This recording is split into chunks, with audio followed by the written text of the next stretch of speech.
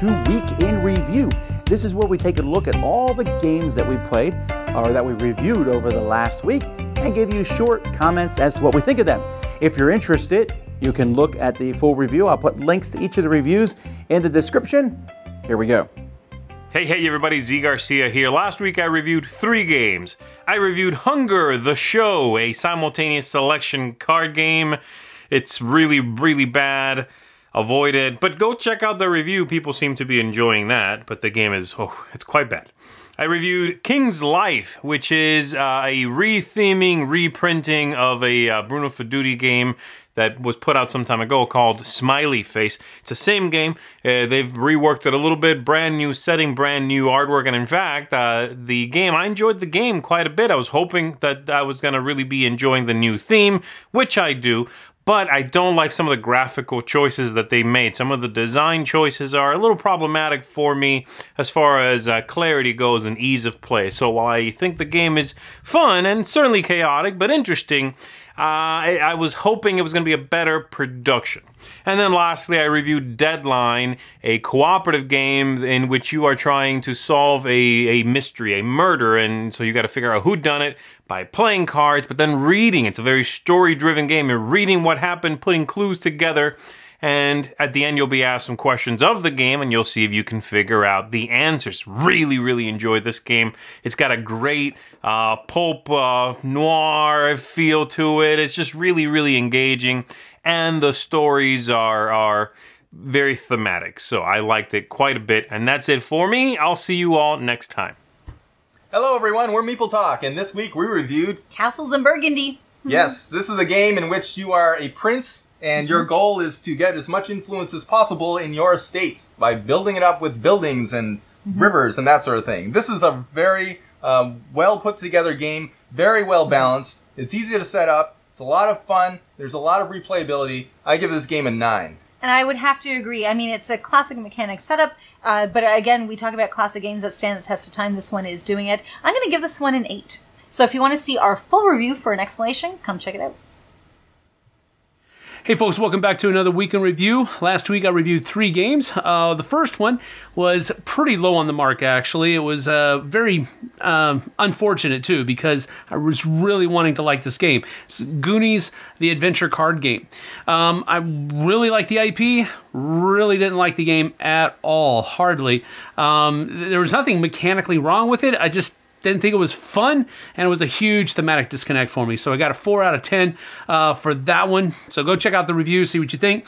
I also did another review for a game called Captain Dice. This is one of the games that came across the Pacific from us, to us rather. And actually I liked this one. I wasn't expecting too much of it because it has a bell, and I don't like games that have bells. So there's that. I did give it a 6 out of 10, so it's not spectacular, but it was fun. I did enjoy it. Also did a review for The Expanse, a board game from WizKids and designer Jeff Engelstein.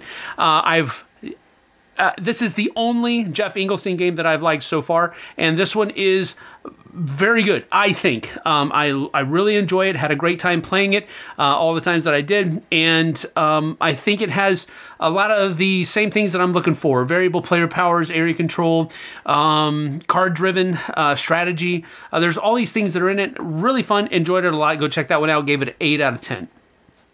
And then finally, I did 2 other videos. One was a comparison video where I took the collector's edition of Rising 5 and the base game of Rising 5 and compared the two to see what you get in one as compared to what's in the other one. And so that's pretty neat, I think, as well. Go check that video out. And then finally, I did a top 5 games played at Gen Con video where I ranked I gave some honorable mentions away as well, but I ranked the top 5 games that I really enjoyed the most of games that I played at Gen Con. Not ones that were just at Gen Con. These are the 5 games that I enjoyed the most that I played at the convention. So that's it for me. See you guys on the flip side. Okay, so for me, first we did Go Nuts for Donuts. This is a game in which you are picking a donut to grab from the middle of the table, and they score in various ways, but just you can go the whole game without getting donuts, and while the game looks really nice and seems fun, I just didn't enjoy this one at all. Dice Bot Mega Fun. Not a big fan of this one either. This is where you're rolling dice as quickly, well, you roll dice and then you're grabbing dice as quickly as you can to get cards you can play on your opponents and like blow them up and stuff. Simultaneous card play mixed with grabbing dice sounds interesting, especially building robots, but the game just comes across super random. 7 and 7, this is a take that style game. The 7 deadly sins, or the 7 virtues. You're trying to get them, but it's just take that. Play good cards on yourself, bad cards on other people. Cute artwork, but not much of a game. Castles of Burgundy dice game. Now, I did enjoy this one, although not as much as other roll and write games. It's almost a little bit too cerebral. You roll dice and you're going to pick a pair of the dice that are rolled and write that number down. It's more thinky than other dice games, and that's going to actually appeal to a lot of people. I felt it was a little constraining, but it is enjoyable. Very different than the card and board game.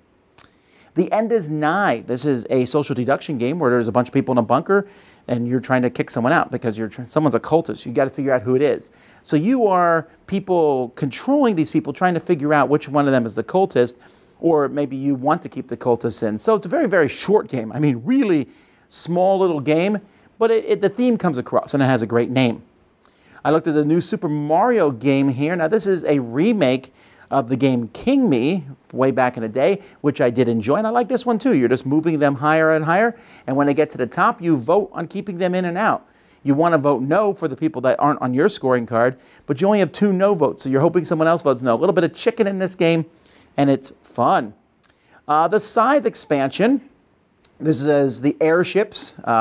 So I like having the airships included in this game. It's fun. They're big, huge models. It doesn't add a lot to the game, rules complexity-wise. It does open the game up a little bit more, so it's one that I would always play with, especially the new ending conditions. Custom Heroes, this is the deck crafting or card crafting system that was used in Mystic Vale. And I really like it. This game is not the most cerebral game. It's more silly fun. It's a ladder climbing game. Try to get rid of all the cards from your hand. But every time I play it, I have such a blast. Chimera Station. This is a worker placement game that I'm really enjoying because you are essentially placing workers and getting points, different things. But you can modify your workers and you're customizing them and adding pieces to them, both physically and also it gives them special abilities over the course. Really comes together in a great, solid worker placement game. Deckscape, The Fate of London. This is the second in the Deckscape series, and there's a few minor problems with it, but I still really like this. This escape room in a box type thing. This one is a lot of fun, and I can't say much more without spoiling things. Melody and I took a look at Century Golem. This is the Golem edition of Century Spice Road. It's the exact same as the original game. Still love it. Melody also really liked it.